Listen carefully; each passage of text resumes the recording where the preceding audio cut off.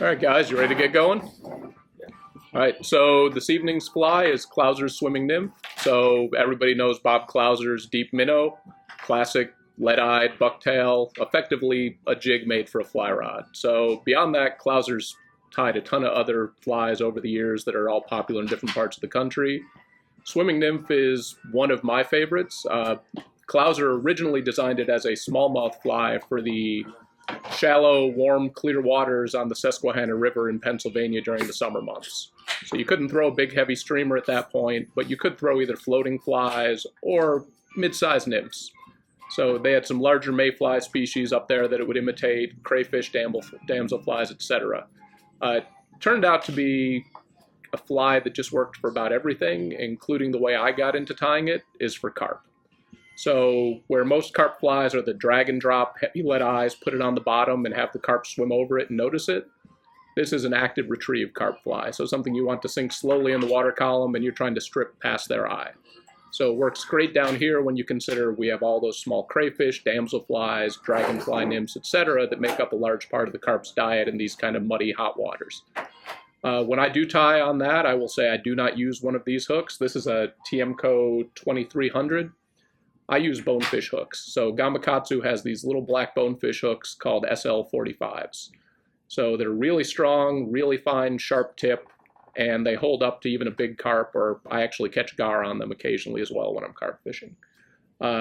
This hook we're doing, you can catch a carp on it. Just play nice, let it run if you need to. Don't try to force it in or you'll probably end up with a straight hook.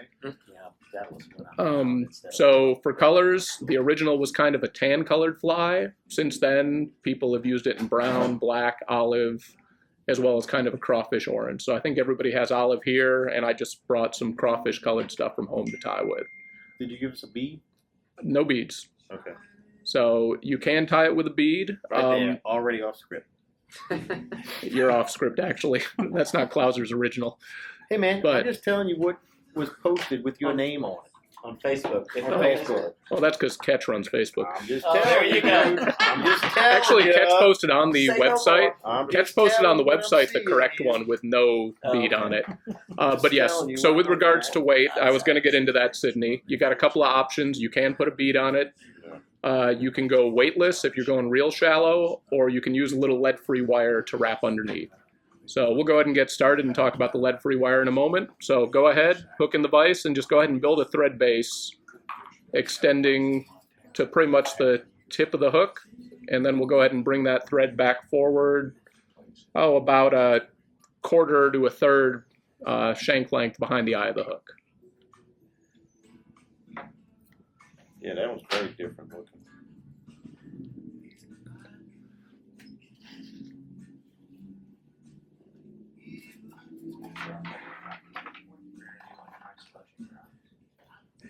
Okay, come on now, Sydney. You're falling behind already. Get off your phone. He'll catch up. I'll be fine, buddy. Don't you worry.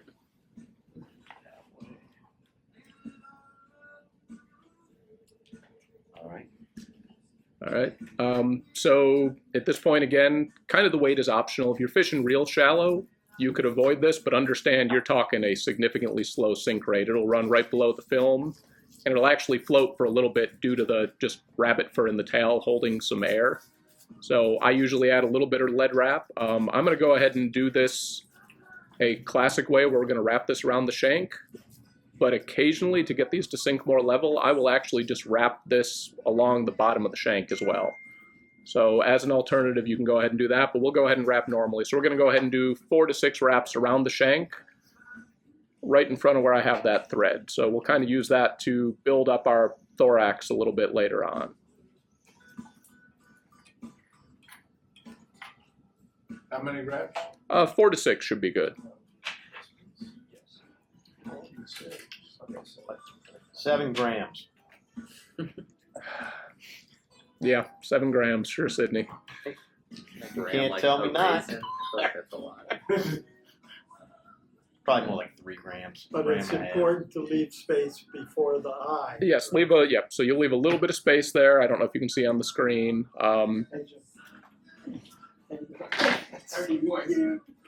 And then once you've made your wraps, you can go ahead with this stuff and kind of hold the wraps around the shank and twist the remaining wire, and it should just break free for you. You can also use your scissors, but be careful, it can dull your scissors. Man, this might be real lead. Use your backup scissors. Yep. Yeah, this is the club lead, so do not lick this lead. This might be real lead. There is a possibility, yes. Tell me how to live my life.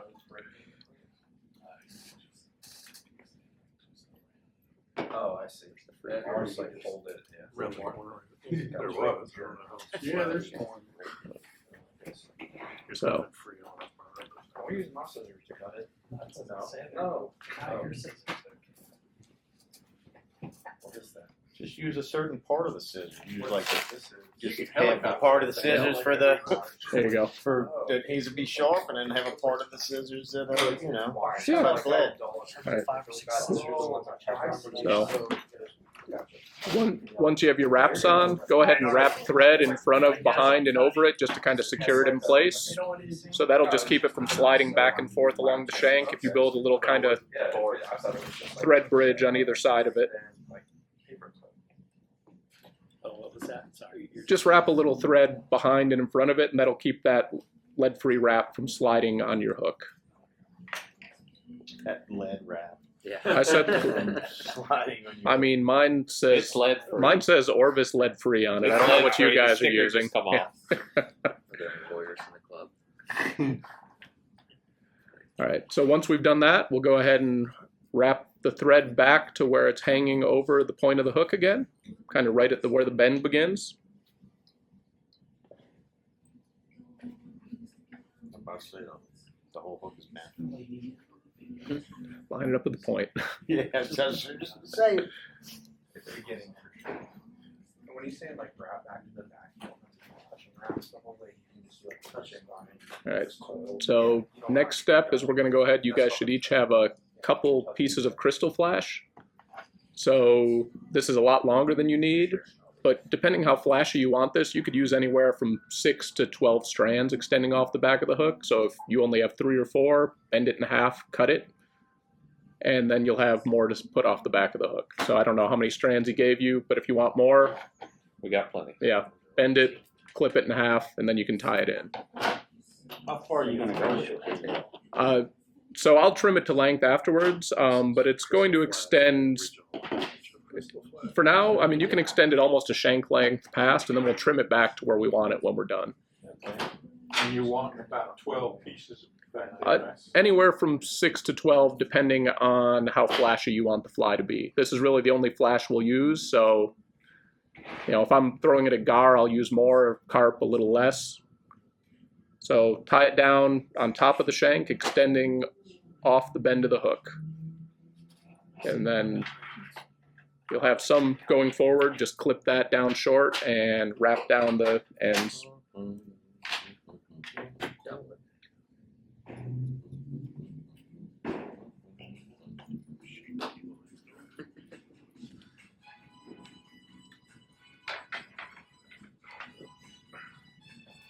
You don't want to keep it at your hook point. That lays the fly. Yes, yep, yep.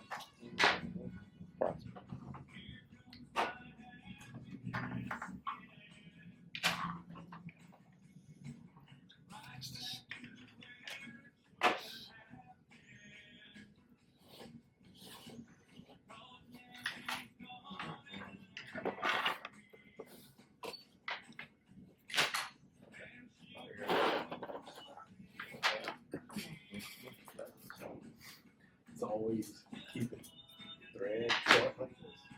Usually people way instead of like, oh, okay, way out. So roll your spool back up.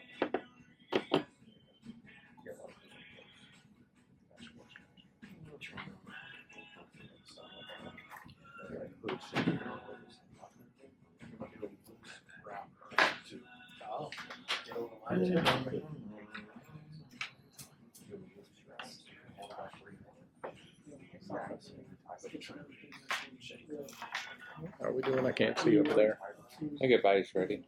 Okay. Everybody ready to move on? So, all right. So go ahead and grab that zonker strip that they passed out, and we're going to go ahead and take a pinch of about that much in your hand and go ahead and clip that off the shank, and we're going to tie this in as our tail. I don't know if you guys can see that on the screen, but Cutting it off the leather. cutting it off the leather.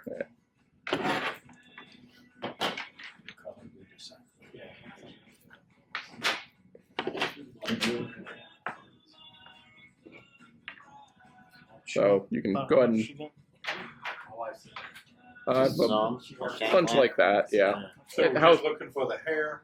Yep, just the hair. Clip it off of the leather, and you can go ahead and once you clipped it off, hold it by the tips, and you can pull that under fur out from it, and we'll use that to dub the body in a little bit. Okay, so how long of a piece you want? About 3/4 of it?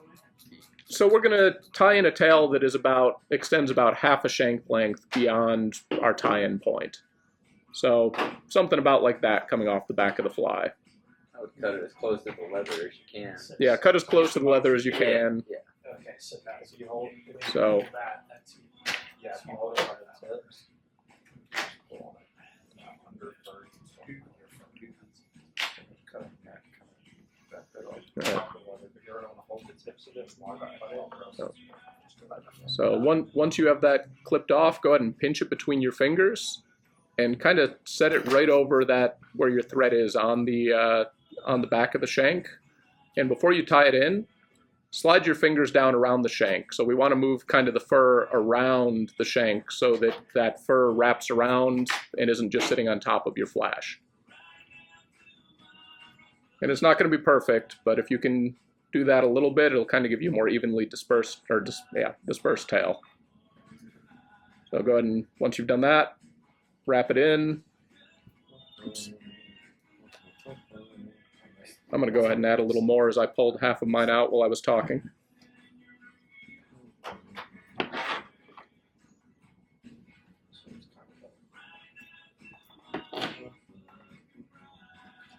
Turn the visor out.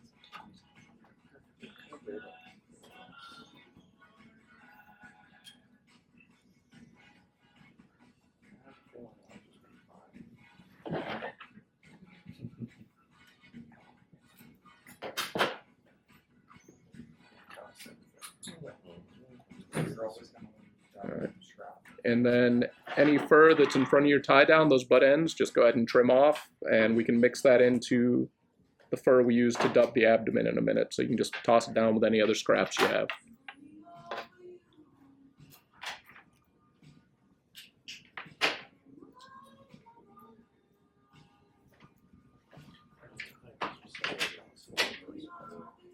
Yeah, I think one.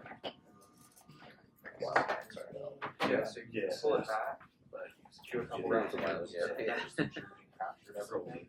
You can cut it off, and then you can put this in. Did you end up flexing Yeah. So tapers. And you say you want to kind of move this around the entire shank so that it's Yep, so it kind of, yeah, so that flash will kind of be in the middle of the rabbit fur if you push the hair around the shank before you tie it down. It's one of those little tricks you learn over time. Help consistency.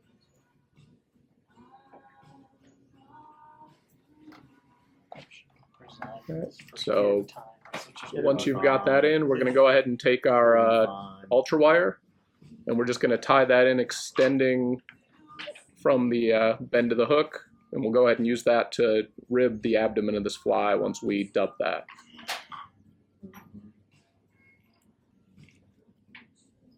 So you can just tie it in, leave it extending off the back.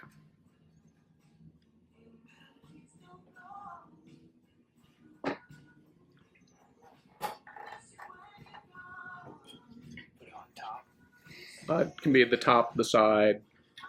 doesn't matter. Yep, doesn't matter. Yep, we're just going to wrap it over in the end. Easier to tie it on the top. Yep, wherever it's easiest for you.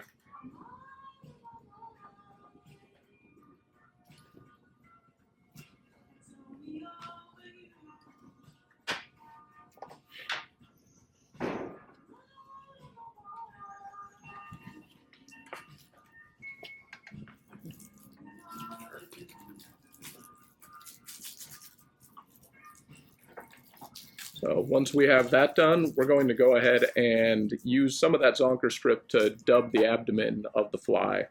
So the hairs are a little long for dubbing purposes, so I would go ahead and just kind of bunch up what you have, the underfur, yank a couple more clumps off of the strip itself, and just cut it down into maybe 1/4 inch segments.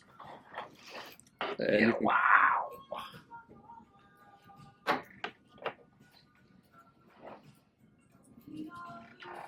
and then you can just kind of mix it with your hand so those guard hairs and that underfur kind of mix together. You can also, if you have your own, rabbit-based dubbing at home, just save yourself the pain of this and dub it with pre-made dubbing. But it doesn't have to be pretty, so doing it ourselves works pretty well here.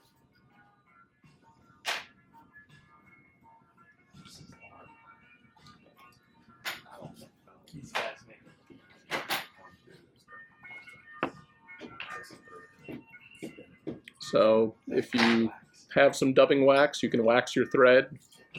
If we don't, we can pass some around here. Some 30-year-old dubbing wax for you.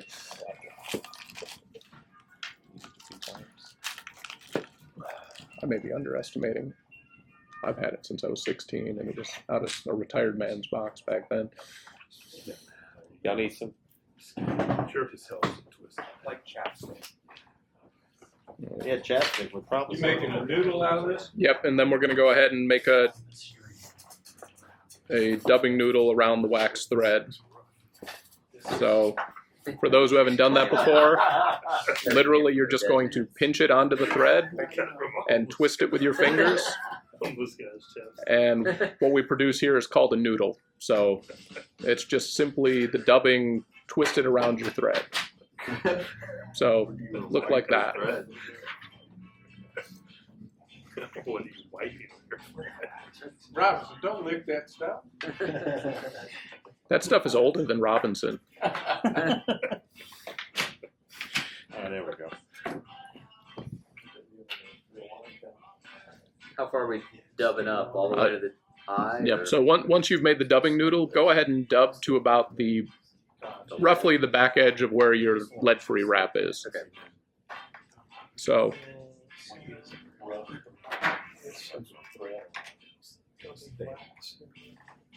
we're just going to go ahead and wrap that dubbing noodle forward and make kind of an even abdomen extending from the tail to the back of that lead-free wire. So you may need to add a little more here depending if you don't have a long enough noodle to work with. Story of my life. I was waiting for that.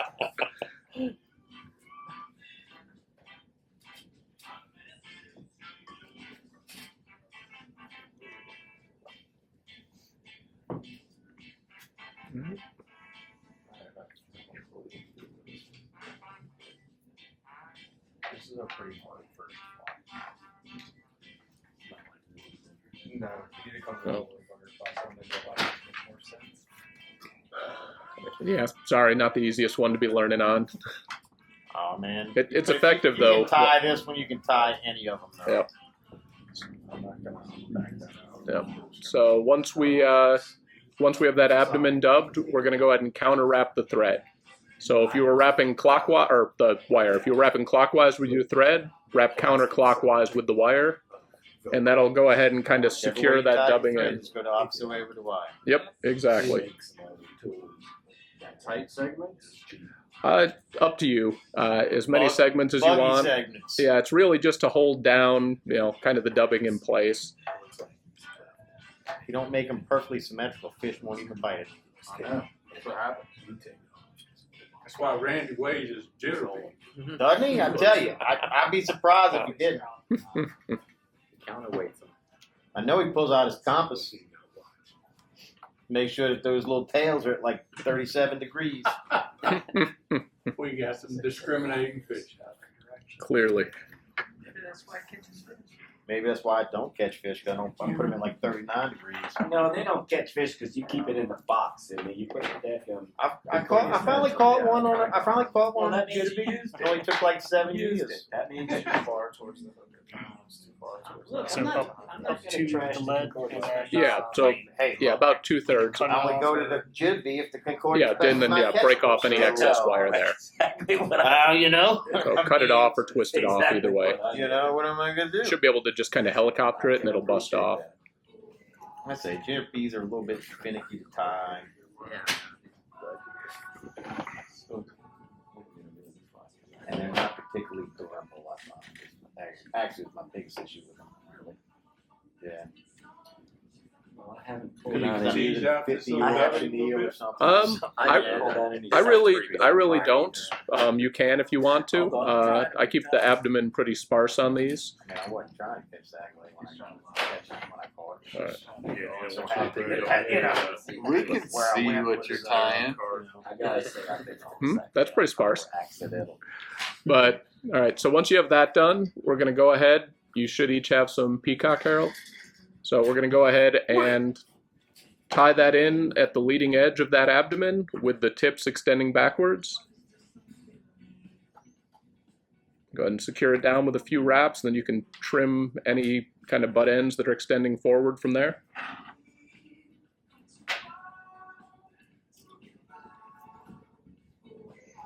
So this is the wing. So this is actually going to be the kind of wing case. So we're going to eventually pull this forward over the front of our thorax and our legs.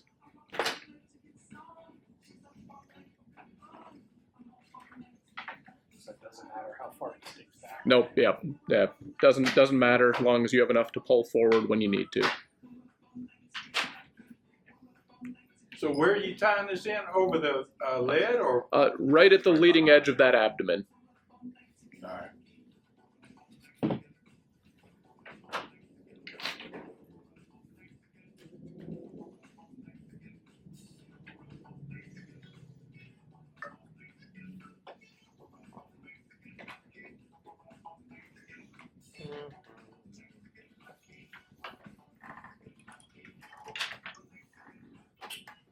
Everybody have that in? So you can go ahead and if you have any butt ends sticking forward, go ahead and trim those off. So, I mean, you can do it either way. You're only going to have Yeah, you're good. a 1/4 inch of material left on the fly after you pull it forward. So It depends on what way the little barbels are facing. that doesn't make a difference for me when I've tied it. Well, except that you don't know, probably. I've caught enough fish on it, I don't care. Right, but it could be you're doing it one particular way, just out of habit. That is true. Could have just lucked into the right way to tie it. Who knows? Yeah. All right, so once you have that tied in, we're going to go ahead. You should each have a India hen feather. So you can go ahead and strip all of the fuzz off of the base and just kind of keep a little bit of stem and the actual kind of stiff barbel section at the top of it.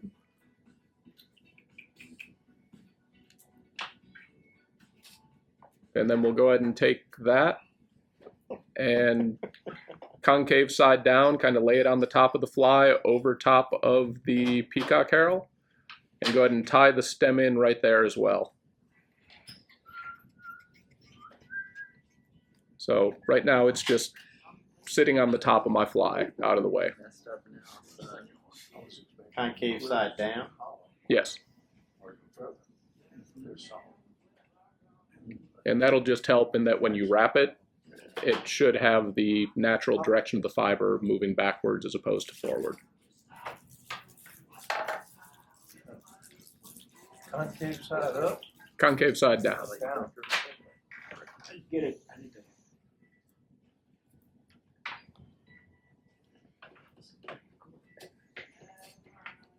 All right. And then I'm going to go ahead and just dub a thorax. So take some more of that rabbit fur and go ahead and make this a little thicker than the abdomen was.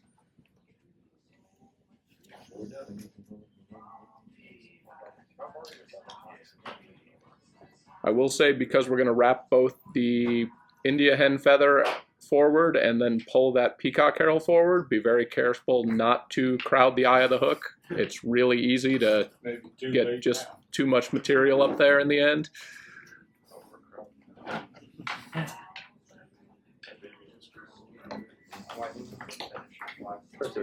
First one. Oh, I'd be surprised. So, is the pretty side of this feather supposed to be up? Yeah. Yes. We're gonna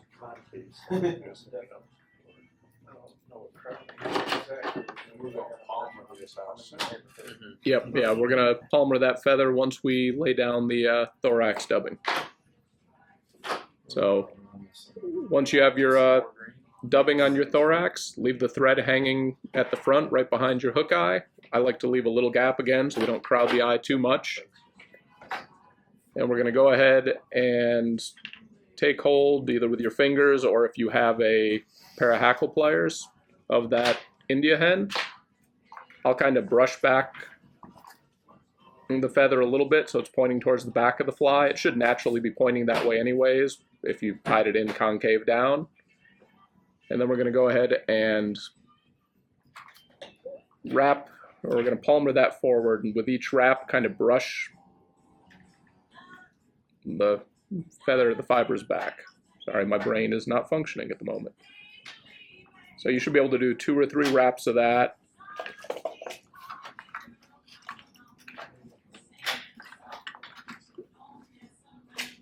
And we'll go ahead and secure that. You can trim off any excess once you have enough legs, or it'll pop free like mine did and I can start over. Let's say, yeah. Oh. Or round 2.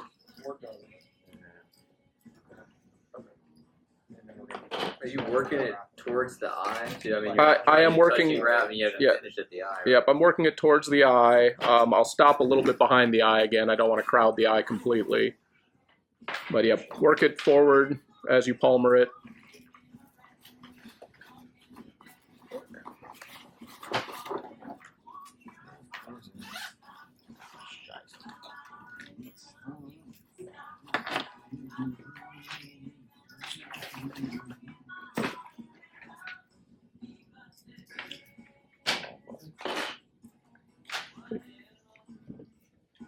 So, end result should just be a mess of fibers going everywhere for you, kind of bending to the back.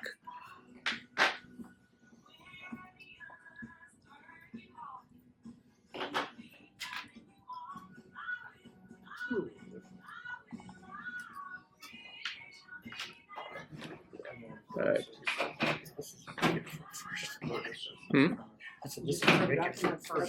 This is a tough first fly, yeah. There's a lot of things going on here. You wrap it against the grain and it pops it open.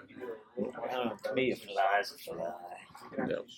I mean, and that, actually, to be honest with you, I'd rather like give you your first fly to have a bunch of skills you can then apply to it, to the next stuff. That's the goal. All right, so once you have that in and secured, Yeah. oh, got a few more wrapping, we'll wait.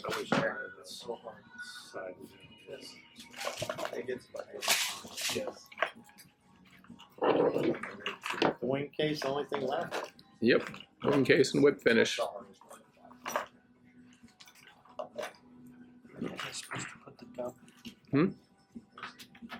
Oh, you dub before you wrap.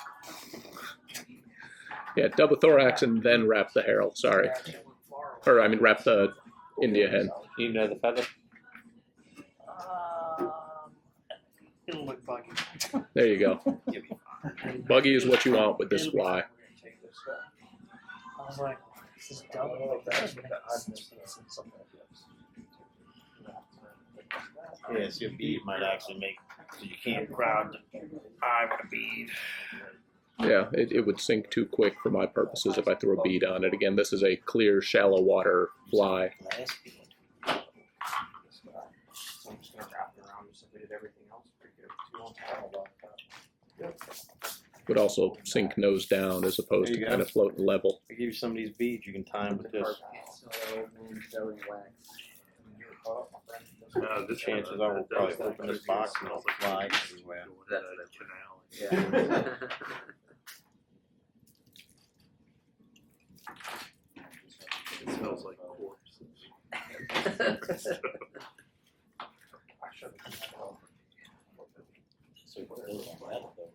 No, they're flat. All right. So how are we doing on palmering?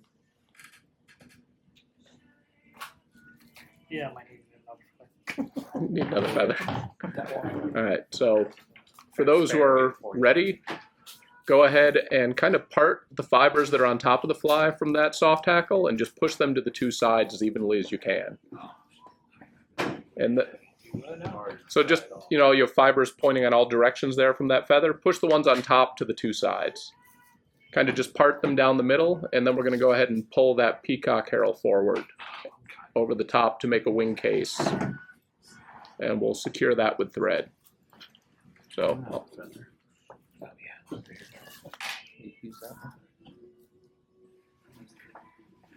Tied up right by the eye. yep, and then you'll secure it behind the eye.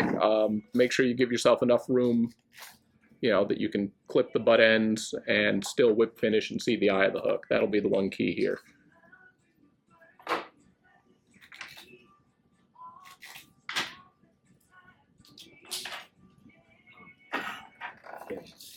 So once you've pulled it forward, go ahead and, Yes. thank you.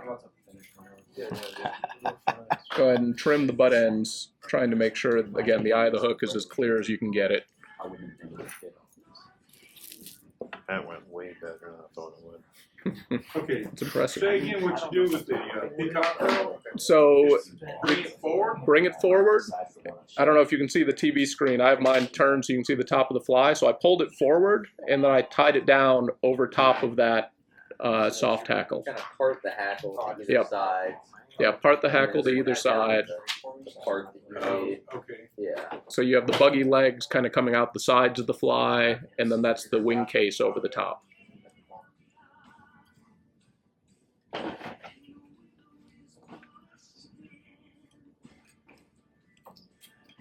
And that, and then we whip finish. Yep, trim that, and then you can just whip finish, half hitch, whatever you do to finish your flies.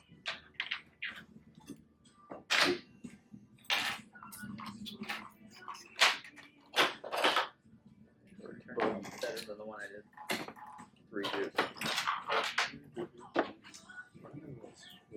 I got overzealous with 4X. Oh, yeah. You know, when you got 5 or 6 materials, invariably it's all about managing space. Yes, especially on a small hook.